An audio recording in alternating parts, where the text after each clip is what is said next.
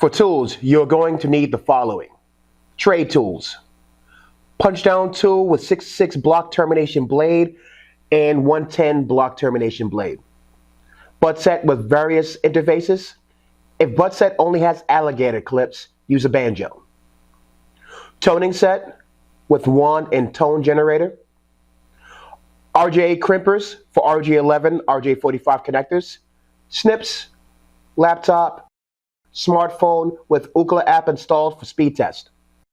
General tools. Drill with drill bits. Screwdrivers, label maker, ladder.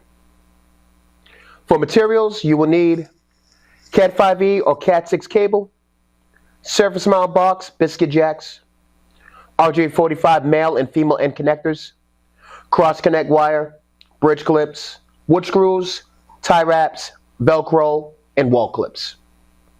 EPIK box inventory.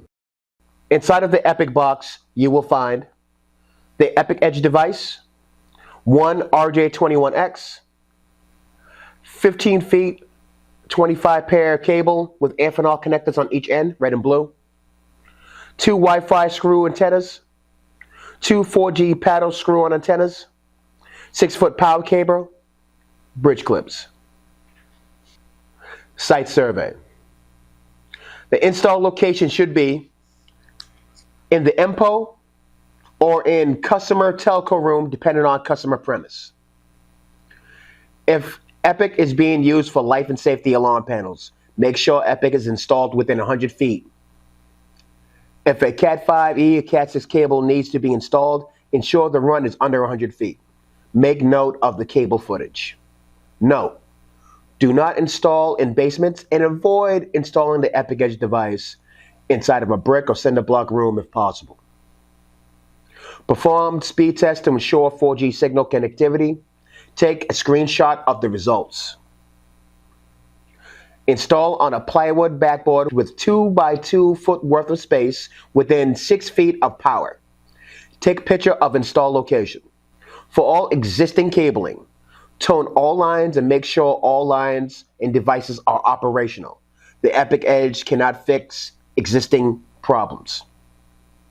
ANAC each number by calling 1-800-444-4444 with your butt set at device location to confirm each device and line number. Tag all existing cabling if not already labeled. Take pictures of the following: the fire alarm panel with phone number tags and cable footage, burglar alarm panel with phone number tag and cable footage, and tagged lines and devices.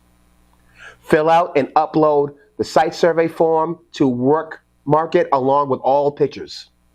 Call your Granite rep to review the site survey deliverables. Note, if an external antenna is part of the survey or if an antenna is needed for the install, inform the Granite rep of the following: location of the EPIK Edge and how far the cable run would need to be to get outside of the premise. EPIK install. Install the EPIK Edge on a 2 by 2 space on a plywood backboard within 6 feet of power and 15 feet from existing 66 blocks. Screw 4G antennas on 4G1 and 4G2 ports on the EPIK Edge. Position antennas at a 45-degree angle or a V shape. Screw Wi-Fi antennas on Wi-Fi 1 and Wi-Fi 2 ports on the EPIK Edge. Position Wi-Fi antennas at a 45-degree angle or a V shape.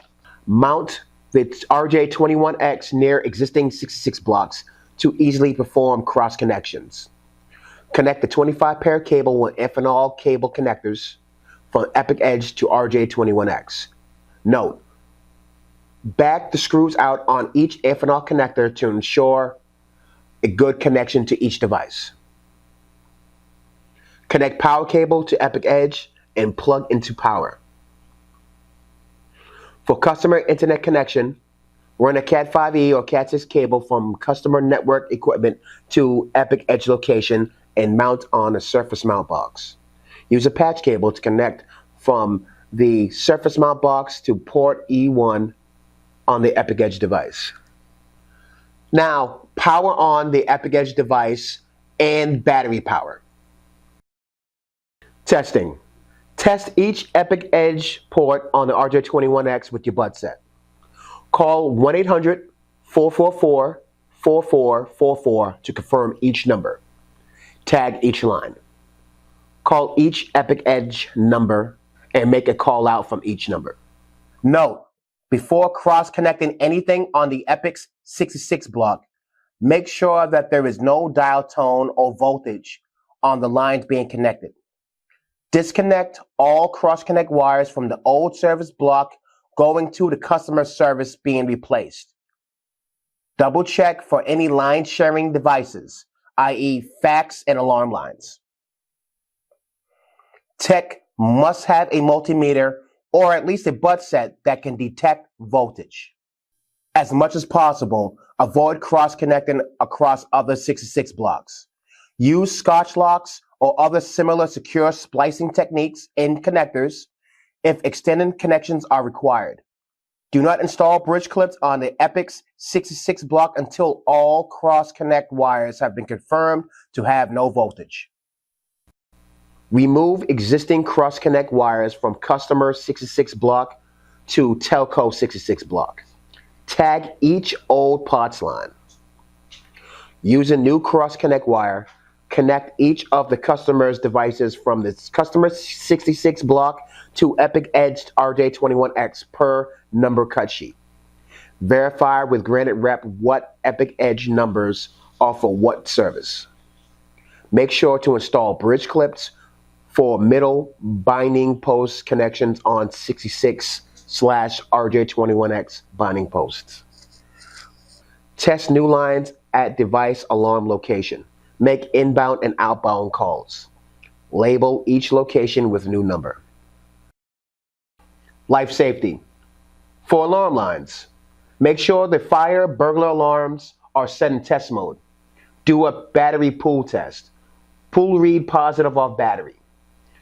Alarm if battery test does not work. Arm and disarm alarm.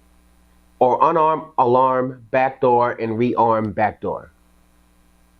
For alarm panels, once the panel is in test mode, first test the existing POTS lines to be sure that the panel works before moving anything to EPIK, as EPIK will not fix a pre-existing problem. Leave the panel in test mode until all testing is done, both on the POTS as well as EPIK, after cutting over and testing. Elevator lines, fax lines. Push call out button before making cross connects to ensure that the lines are already in working order. State that this is just a test and you're working on the lines. Just doing a line test. Push call button after cross connections. State that this is just a test again and that you are working on the lines. Just doing a line test. Fax lines. Send a test fax out to activations and have activation send a test fax